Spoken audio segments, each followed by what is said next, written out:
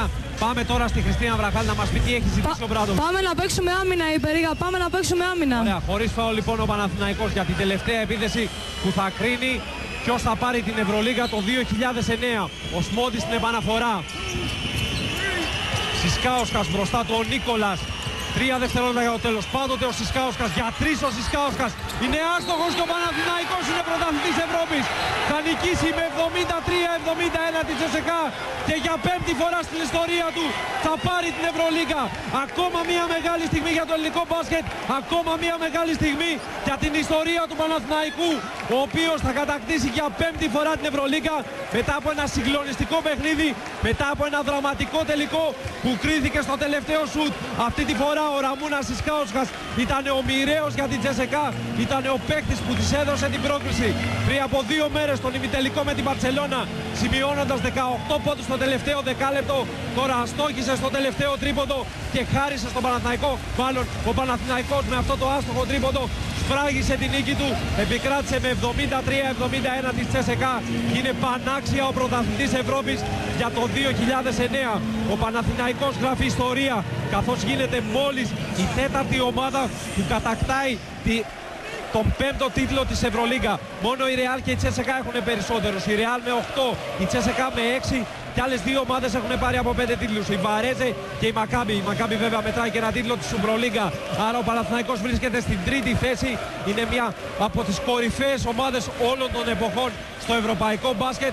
Πολλά συγχαρητήρια στους αδελφούς Γιαννακόπουλους που έχουν κάνει τόσα πολλά όλα αυτά τα χρόνια για τον Παναθηναϊκό. Στο Ζέλιμιρο Μπράντοβιτς, ο οποίος είναι ο πολυνίκης του θεσμού με την 7η κατάκτηση της Κούπας και την 4η με τον Παναθηναϊκό, και βεβαίως σε όλα τα παλικάρια του, σε όλους τους παίκτες του Παναθηναϊκού που έκαναν μια έξοχη εμφάνιση και σήμερα μας λαχτάρισαν λίγο, αλλά η ουσία ήταν ένα συγκλονιστικός τελικός. Συγχαρητήρια στον Παναθηναϊκό. Τεράστιο παιχνίδι, ειδικά όπως εξελίχθηκε στο δεύτερο ημίχρονο με την αντίδραση της CSKA. Και είναι 2 ομάδες, 2 προπονητές οι οποίες το μπάσκετ, το τι συμβαίνει, η όλη στρατηγική, το πώς βλέπουν το παιχνίδι, οι παίκτες που αποφασίζουν ουσιαστικά το παιχνίδι. Είδαμε ο Σισκάουσκας στα χέρια του Σισκάουσκας, ήταν η τελευταία φάση του παιχνιδιού. Έτσι είναι το παιχνίδι. Καλή άμυνα, πώς να το πω, έχασε το τρίποντο αυτό, κέρδισε ο Παναθηναϊκός. Άξιζε ο Παναθηναϊκός βέβαια να κερδίσει αυτό το παιχνίδι, να πάρει αυτό το τρόπαιο με τη συνολική παρουσία του και όχι μόνο στο πρώτο ημίχρονο και γενικότερα. Αλλά η CSKA κάνει μια μεγάλη ομάδα. Στη χρονική στιγμή του δευτέρου ημιχρόνου αντέδρασε με υπομονή, γύρισε το παιχνίδι. Η ουσία είναι το Παναθηναϊκός είναι πρωταθλητής Ευρώπης. Ένα τρόπαιο για την Ελλάδα, ένα τρόπαιο για το ελληνικό μπάσκετ και είναι πάρα πολύ σημαντικό. Για το πιο επιτυχημένο άθλημα στη χώρα μας, το ελληνικό μπάσκετ, που μας έφερε ακόμα μια πολύ μεγάλη επιτυχία εδώ, αποσμολωμένος ο Μεσίνα. Ούτε σήμερα κατάφερε να κερδίσει τον Ομπράντοβιτς σε τελικό. Δεν τα έχει καταφέρει ποτέ. 2 φορές, το 2002 στην Πολόνια και άλλη μία το 2007 στην Αθήνα. Ο Ομπράντοβιτς τον είχε νικήσει σε τελικό της Ευρωλίγκα. Άλλη μια φορά σε τελικό του Ευρωμπάσκετ είχε καταφέρει να τον νικήσει ως προπονητής της Εθνικής Σερβίας το 1997. Βλέπουμε εδώ έχει παίξει σε 9 ευρωπαϊκούς τελικούς από το 1992. Τα κατάφερε πρώτη φορά στην Κωνσταντινούπολη το 1993, το 1994 με την Μπανταλώνα απέναντι στον Ολυμπιακό, το 1995 με την Real Madrid στο Final Four της Σαραγώσα πάλι απέναντι στον Ολυμπιακό και με τον Τζο Αρλάουκας να κάνει μεγάλο παιχνίδι. Το 2000 στο κλειστό της Πηλαίας στο τελικό με τη Μακάμπι ήταν η πρώτη κατάκτηση του τροπαίου ως προπονητής του Παναθηναϊκού. Ακολούθησε το 2002 στην Πολόνια. Βλέπουμε εδώ τις σκηνές από αυτό το Final Four. Το δεύτερο τρόπαιο του Ομπράντοβιτς με τον Παναθηναϊκό ως πρωταθλητής Ευρώπης. Και εδώ το τρίποντο του που είχε κρίνει εκείνο το τελικό. Η τρίτη φορά ήταν πριν από 2 χρόνια στην Αθήνα και τώρα είναι η 4η, η 7η συνολικά για τον κορυφαίο προπονητή όλων των εποχών. Κανένας δεν έχει πάρει περισσότερα τρόπαια της Ευρωλίγκα από τον Ζέλιμιρο Μπράντοβιτς. Θα επιστρέψουμε σε λίγο για να δούμε την απονομή και φυσικά θα έχουμε πλούσιο ρεπορτάζ από τον απόψινό θρίαμβο του Παναθηναϊκού. Αποθέωση για τον Ζέλιμιρο Μπράντοβιτς, τον κορυφαίο προπονητή όλων των εποχών του ευρωπαϊκού μπάσκετ, με 7 κατακτήσεις της Ευρωλίγκα, με 4 διαφορετικές ομάδες. Με την Παρτιζάν, με την Μπανταλώνα, με τη Real Madrid και 4 με τον Παναθηναϊκό.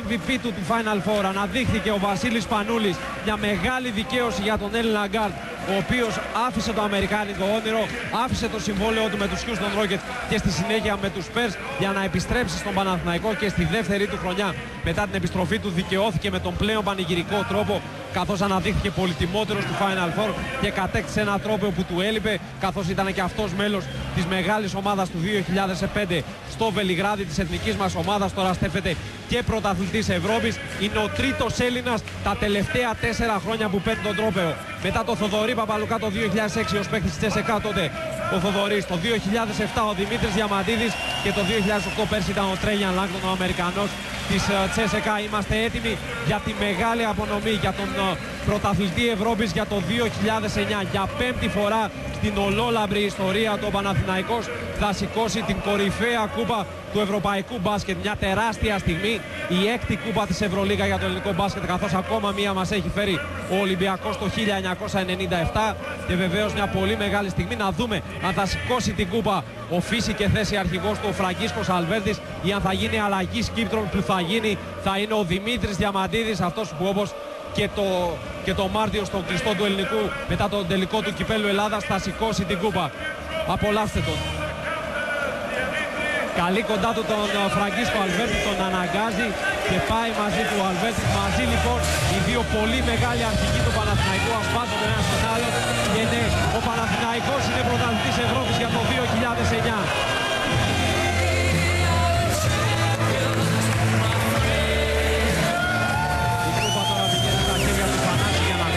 Τόσα πολλά έχει κάνει για αυτή την ομάδα ο αντιπρόεδρος της ΚΑΕ Παναθηναϊκός, ο Παύλος Γιαννακόπουλος, και βλέπετε εδώ τον Μάικ Μπατίστ πως λούζει με σαμπάνια τους συμπαίκτες του. Ο Παναθηναϊκός είναι αναμφίβολα η κορυφαία ομάδα της τελευταίας 20ετίας στο ευρωπαϊκό μπάσκετ.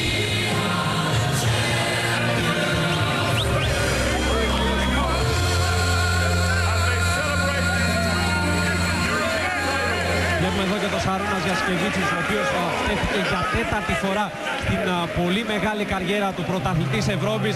Τα έχει καταφέρει 2 φορές με την Μακάμπι, άλλη μία με την Μπαρτσελώνα. Γίνεται ο πρώτος παίκτης στην ιστορία του ευρωπαϊκού μπάσκετ που κατακτάει την Ευρωλίγκα με 3 διαφορετικές ομάδες. Από την άλλη για τον Ομπράντοβιτς τα έχουμε πει όλα, τα έχουμε εξαντλήσει. Ο άνθρωπος έχει σπάσει όλα τα ρεκόρ, είναι ο άρχοντας των δαχτυλιδιών. Έχει κατακτήσει 7 φορές την Ευρωλίγκα και αναρρύθμιτα τρόπαια στην καριέρα του.